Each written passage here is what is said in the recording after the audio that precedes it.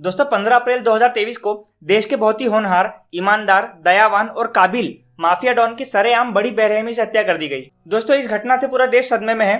इस महापुरुष को खो देने से पूरे देश में शोक की लहर छाई हुई है।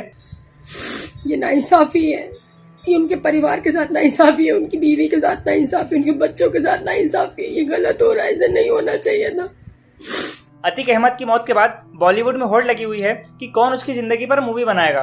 फिर उस मूवी में दिखाया जाएगा कि कैसे एक गुंडे माफिया डॉन के चेहरे के पीछे एक रहमदिल, गरीबों का मसीहा और एक सॉफ्ट हार्टेड इंसान भी था अतीक, जो हालातों के चलते क्राइम के रास्ते पर चल पड़ा या इससे मिलता जुलता कुछ। तो दोस्तों अतीक अहमद, उसके भाई अशरफ की हत्या, अतीक के बेटे असद का एनकाउंटर, अतीक की वाइफ शाइस्ता की फरारी और फिर उसकी तलाश, ये सब तो आप इन दिनों न्यूज चैनलों पर देख ही रहे होंगे। लेकिन दोस्तों आज के इस वीडियो में हम अतीक अहमद के कुछ किस्सों पर बात करेंगे, या यूं कहें कि उसने जो कांड किए थे उनमें से कुछ पर बात करेंगे। क्योंकि दोस्तों देश में बड़े बड़े लोगों के एनकाउंटर, हत्याएं पहले भी हो चुकी है, लेकिन अतीक अहमद की इन परिस्थितियों में हत्या से क्यों पूरे देश में बवाल मचा हुआ है, और न सिर्फ देश में बल्कि इंटरनेशनल मीडिया भी इसे बराबर कवर कर रही है। तो दोस्तों इन किस्सों से आपको थोड़ा अंदाजा हो जाएगा कि क्यों अतीक अहमद की मौत इतना बड़ा इशू बना हुआ है। तो देखिए, अतीक अहमद के ऊपर लगभग 150 से ज्यादा मुकदमे दर्ज थे, और ये तो वो हैं जो ऑफिशियली पुलिस की फाइल्स में रजिस्टर्ड हैं। इसके अलावा कई ऐसे केसेस होंगे जो उसकी दहशत के कारण रजिस्टर भी नहीं हुए होंगे। दोस्तों अतीक अहमद ने अपनी जिंदगी का पहला मर्डर 17 साल की उम्र में किया था।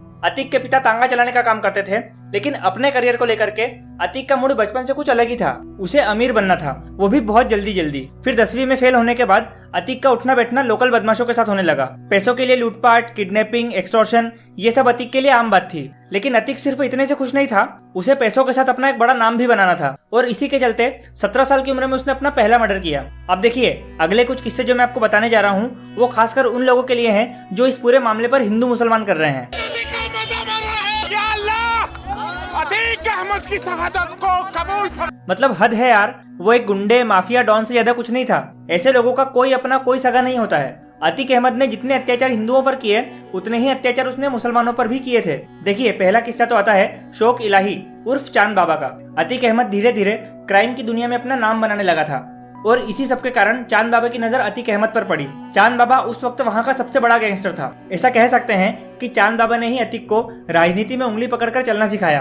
अतीक अहमद चांद बाबा को अपना गुरु मानता था, लेकिन फिर जैसे जैसे अतीक का कद बढ़ने लगा, उसने अपने ही गुरु को कोहनी मारकर उससे भी आगे बढ़ने की ठान ली। फिर 1989 में अतीक अहमद ने चांद बाबा के खिलाफ चुनाव लड़ा और जीत भी गया। जीत के बावजूद भी अतीक को लगता था कि चांद बाबा आगे भी उसके लिए रुकावट बन सकता है। इसीलिए एक दिन मौका देखकर अतीक ने चांद बाबा को बीच बाजार में गोलियों और बम से मरवा दिया, जिसके बाद अतीक अहमद का एक तरफा राज हो गया। देखिए, अगला किस्सा है प्रयागराज के कसारी मसारी के जीशान का, जो अतीक अहमद के ब्रदर इन लॉ का छोटा भाई था। पहले अतीक ने जीशान के घर को जेसीबी से तोड़वाया, फिर उसकी जमीन पर कब्जा कर लिया। और देखिए, विडंबना यह है कि पुलिस भी जीशान की जमीन को अतीक से कभी छुड़ा नहीं पाई। 1994 में अतीक अहमद ने पार्षद अशफाक कुन्नू की हत्या करवा दी। 2001 में अतीक अहमद ने नस्सन की हत्या करवा दी, जो कभी उसका बेहद करीबी हुआ करता था। और नस्सन की लाश उसी चकिया में मिली थी जिस चकिया में अभी अतीक अहमद की मौत के बाद पथराव और आगजनी हुई थी। और जीशान उसी कसारी मसारी का था जहां अतीक अहमद आज दफन है। फिर दोस्तों 2003 अतीक अहमद ने अशरफ नाम के एक पॉलिटिशियन की हत्या करवा दी। अब दोस्तों इस हत्या के पीछे का कारण सुनिए।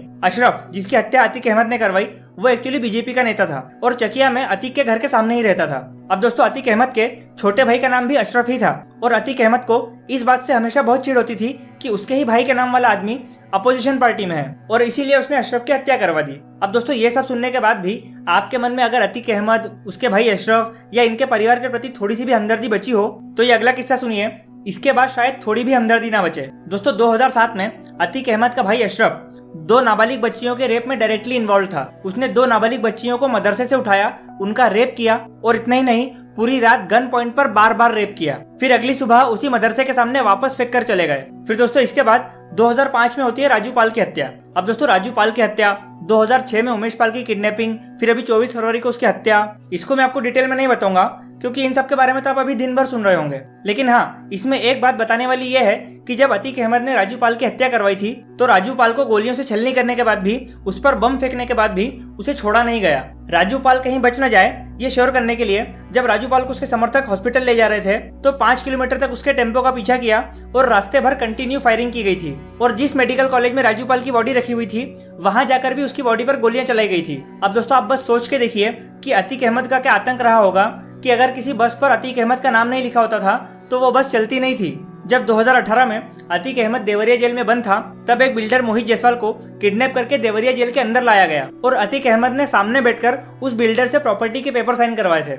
दोस्तों, ये किस्सा उन लोगों के लिए था जो ये कह रहे थे कि आपको कानून के हिसाब से चलना चाहिए था, उसे उम्र कैद तो हो ही गई थी, जेल में बंद तो था ही। ऐसे लोगों के लिए जेल नहीं होती है, एक रिजॉर्ट होता है। और किस कानून और प्रोसेस की बात कर रहे हैं? ये वही अतीक अहमद था जिसकी एक जमानत की अर्जी के लिए हाईकोर्ट के 10 जजों ने सुनवाई करने तक से मना कर दिया था। 44 साल में कई केस दर्ज हुए, लेकिन सजा एक में भी नहीं मिली। और दोस्तों, जाते जाते आपको ये भी बता दूं कि अतीक अहमद के पास 11,000 करोड़ से ज्यादा की संपत्ति थी। खैर दोस्तों, अब आपको अंदाजा हो ही गया होगा कि अतीक अहमद का मारा जाना क्यों इतना बड़ा इशू बना हुआ है। तो दोस्तों, आज के इस वीडियो में बस इतना ही। वीडियो पसंद आई तो प्लीज लाइक और सब्सक्राइब का बटन दबा देना। हम मिलते हैं आपसे नेक्स्ट वीडियो में। धन्यवाद। जय हिंद।